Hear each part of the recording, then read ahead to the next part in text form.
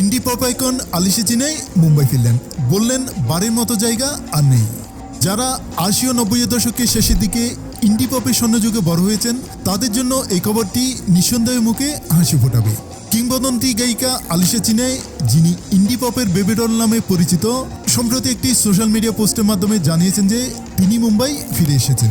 আলিশা ছিলেন ইন্ডি পপ বিপ্লবের অন্যতম সেরা কণ্ঠ, যিনি এমন সব চার্টবাস্টার উপহার দিয়েছেন যা সঙ্গীত জগৎ এবং বলিউড উভয়কেই শাসন করেছে। তার অনন্য শৈলী এবং আইকনিক হিট গানগুলো সঙ্গীতপ্রেমীদের একটি পুরো প্রজন্মকে সংজ্ঞায়িত করতে সাহায্য করেছিল।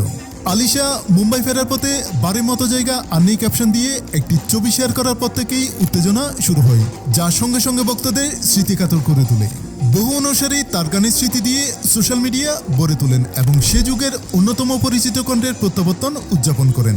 এমন এক সময়ে যখন রাত্র মিউজিক এবং ৯০-এর দশকের স্মৃতিচারণ জোরালোভাবে ফিরে আসছে, তখন তার প্রত্যাবর্তন উত্তেজনাকে আরও বাড়িয়ে দিয়েছে। ভক্তরা ইতিমধ্যে আশা করছেন যে এর অর্থ হতে পারে আরও জনসমক্ষে উপস্থিতি, নতুন প্রকল্প অথবা হয়তো সঙ্গীতে প্রত্যাবর্তন।